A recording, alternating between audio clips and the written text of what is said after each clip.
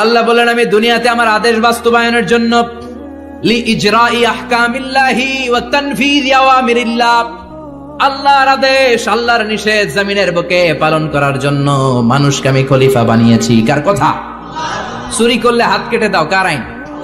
নাকি মাননীয় প্রধানমন্ত্রী শেখ হাসিনার আইন? এই দেশের বানানো আইন। চুরি করলে হাত কাটো, কথাটা কার? السارق والسارقة فاقطعوا أيديهما جزاء بما كسبا نكالا من الله والله عزيز حكيم. If anyone steal something very precious from the society, the government should cut down his right hand. দামি কিছু চুরি করলে এটা সাক্ষীর দ্বারা সাব্যস্ত হলে গভর্নমেন্টের উচিত তার ডান হাতটা এক কোপ মেরে কেটে দেয়া। কার কথা? বানু মাখজুমিয়া গোত্রের এক মেয়ে মদিনাতে চুরিতে ধরা পড়ল। অনেক বড় ফ্যামিলির, ডিগনিফাইড শিল্পপতির মেয়ে। সাহাবারা বলল এই মেয়ের হাত যদি বিশ্বনবী মদিনায় কেটে দেয়, মদিনাতে তো মারামারি লেগে যাবে। কে বলবে বিশ্বনবীর কাছে যে সুপারিশ করার ক্ষমতা কারো নাই?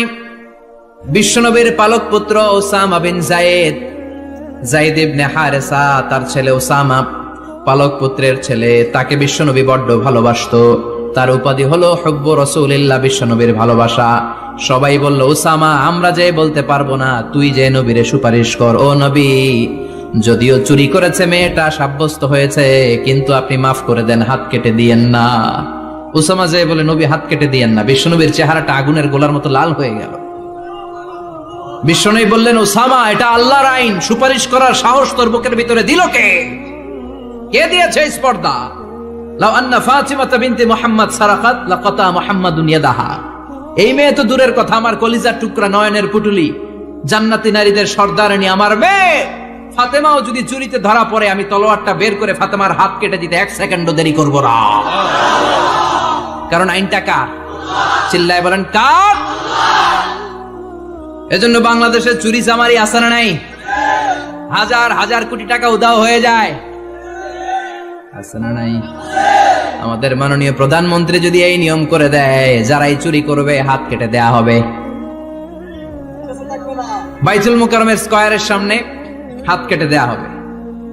আর প্রতিটা চ্যানেল লাইভ ব্রডকাস্ট করবে, এটা সরাসরি সম্প্রচার, আমরা সবাই দেখবো কেমনে চোরদের হাত কাটে।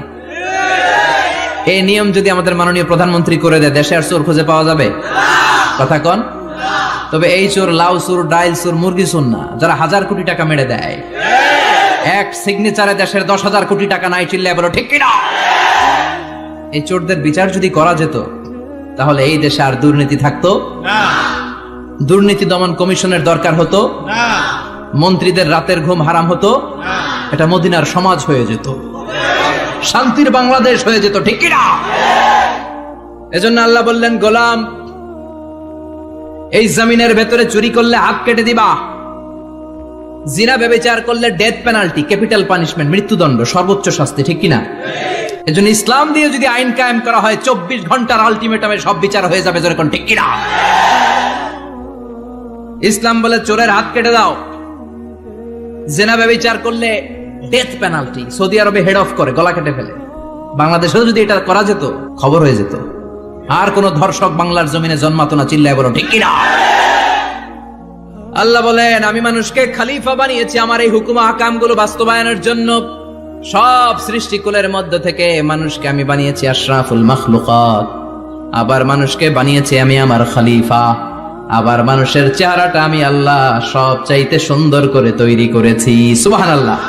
লাকাদ খালাকনাল ইনসানা ফি আহসানি তাকওয়িম। আমি মানুষের চেহারাটা সব চাইতে চমৎকার অবয়ব দিয়ে তৈরি করেছি রে গোলাম। সুবহানাল্লাহ।